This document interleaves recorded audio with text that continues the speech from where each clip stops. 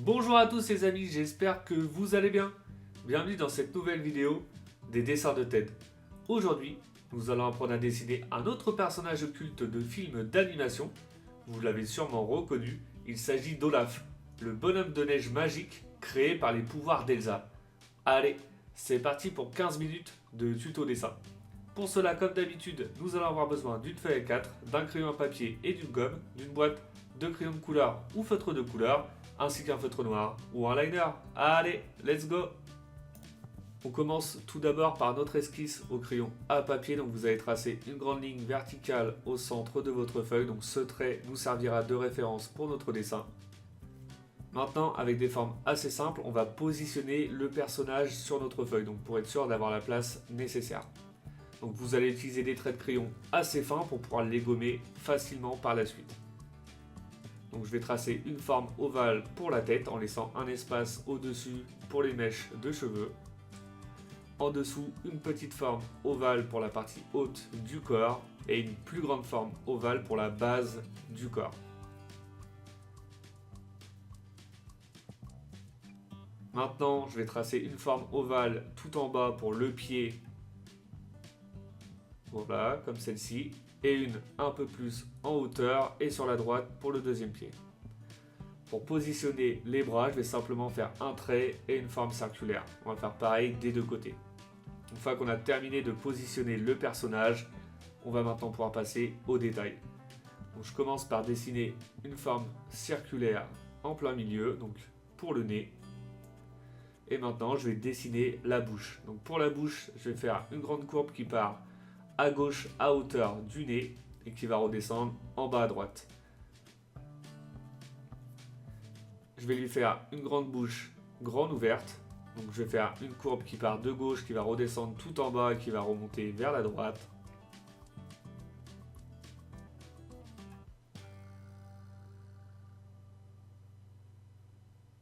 Voilà, comme ça c'est plutôt pas mal.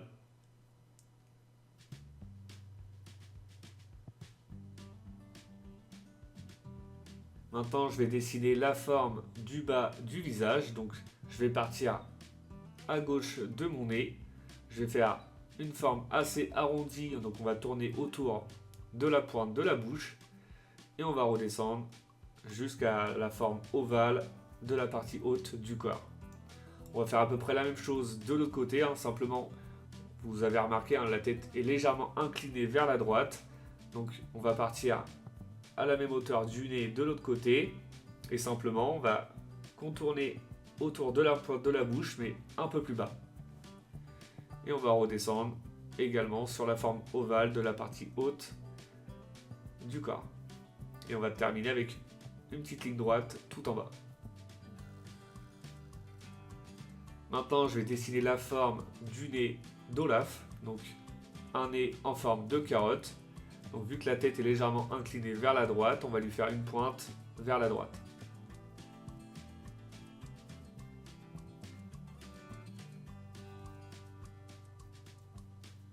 Comme ça, c'est plutôt pas mal. Je vais ajouter une courbe de chaque côté de la bouche. Ensuite, des dents de lapin. Donc c'est une des caractéristiques du personnage. Et maintenant, je vais pouvoir passer aux yeux. Donc pour les yeux, on va lui faire deux formes circulaires, plutôt grandes, on va dire, par rapport à l'espace restant sur la partie haute. Donc on va essayer de faire deux yeux à peu près de même dimension pour avoir un résultat plutôt satisfaisant et assez cohérent. Donc l'œil de droite, comme pour la bouche, légèrement plus bas.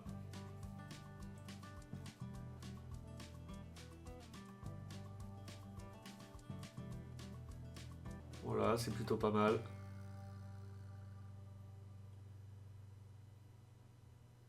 À l'intérieur de chaque œil, maintenant, je vais dessiner deux formes circulaires, donc une plus grande et une plus petite à l'intérieur. On va faire pareil pour l'œil de droite. Et voilà. Maintenant, je vais dessiner la forme du visage donc sur la partie haute. Donc on passe assez près de l'œil de gauche, on lui donne un peu plus de hauteur au niveau du front et du crâne. Et on va redescendre sur la droite au niveau de la joue.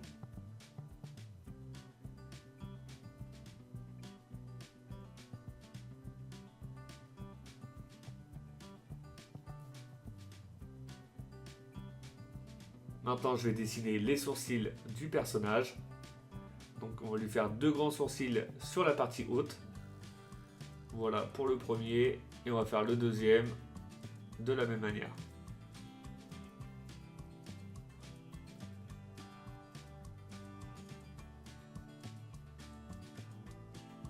Une fois que je suis satisfait dans un premier temps de la partie du visage du personnage, donc de la partie tête, ce que j'aime bien faire, c'est repasser avec des traits de crayon un peu plus épais pour bien dissocier les traits de référence et nos formes définitives.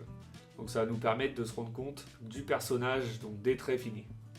Donc après, surtout si vous procédez à cette étape, faites attention de ne pas appuyer trop fort sur vos traits de crayon pour ne pas, dans un premier temps, abîmer votre feuille et surtout pour pouvoir gommer facilement après l'étape du liner. Donc si vous vous sentez à l'aise avec vos premiers traits de crayon, vous n'êtes pas obligé de procéder à cette étape. J'ai ajouté quelques petits détails également au niveau du nez, donc des petites courbes pour lui donner un effet arrondi.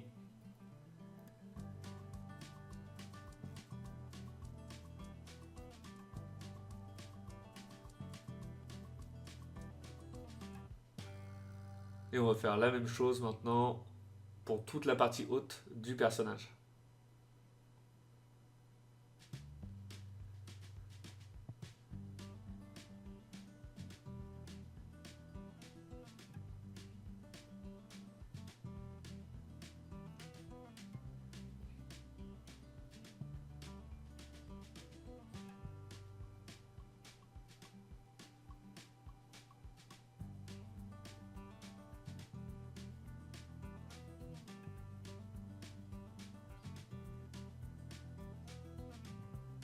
On termine voilà avec les yeux.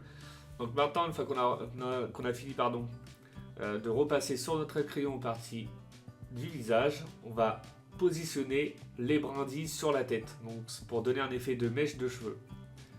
Donc on va lui faire 5 brindilles. De base, le personnage en a 3. J'ai décidé d'en faire plus. Ça personnalise un peu mon dessin. Après, vous faites comme vous voulez. C'est comme pour les doigts d'Olaf. Logiquement, il a 4 doigts. Je lui en ai fait 3. Après, vous faites comme vous voulez. Vous pouvez vous adapter. Vous pouvez en faire 3, 4. C'est chacun fait comme il veut. Donc voilà. On attaque la 4e brindille. Et on va faire une dernière sur la droite.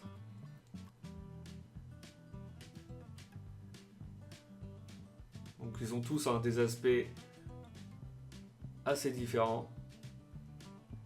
Le résultat est plutôt sympa.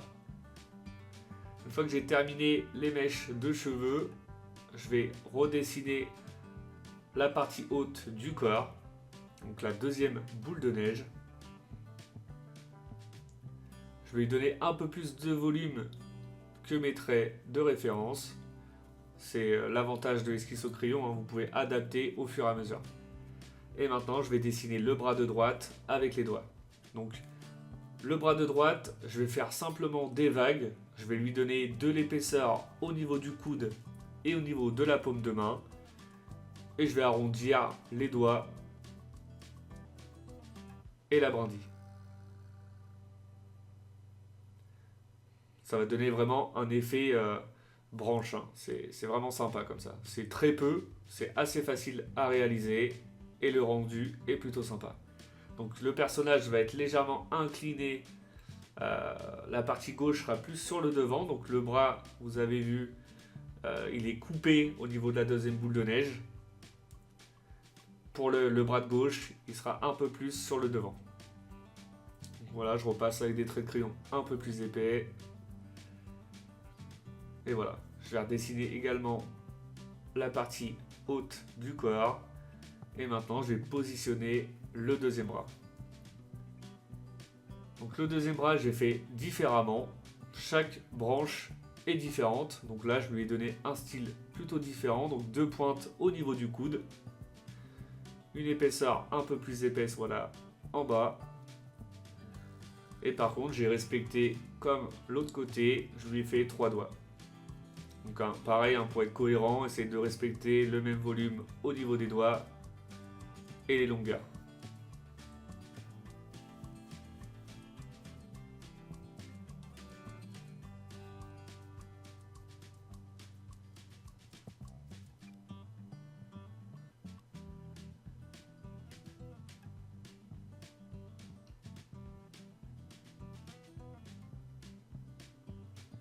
Voilà, on avance tranquillement, des petites vagues, et on va repasser avec des traits de crayon un peu plus épais.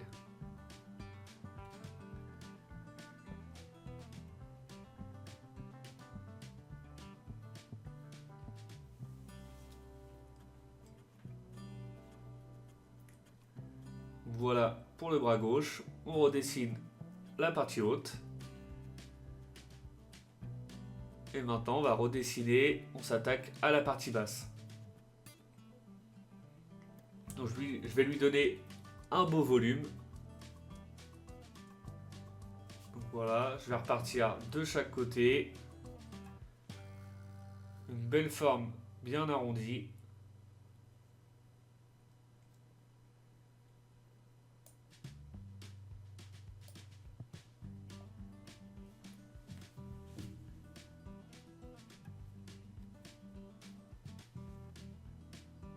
On dessine les pieds. Donc les pieds, c'est vraiment très simple.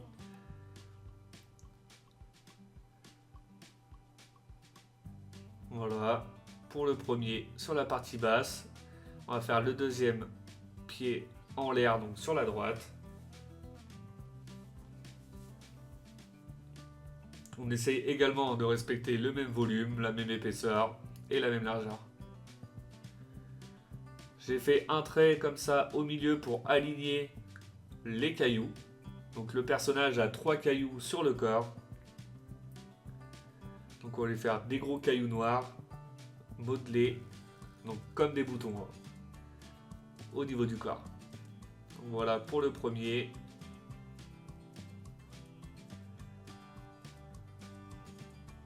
Je vais faire le deuxième un peu plus haut.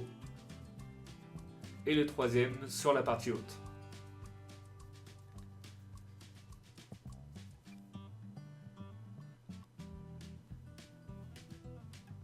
Et voilà pour notre esquisse au crayon à papier, le résultat est plutôt pas mal. On va pouvoir passer tranquillement à l'étape du liner. Donc pour le liner, je vais commencer comme d'habitude par la partie centrale du visage du personnage. Après c'est un choix personnel, je me sens le plus à l'aise à commencer par cette partie-là, donc vous faites comme vous voulez.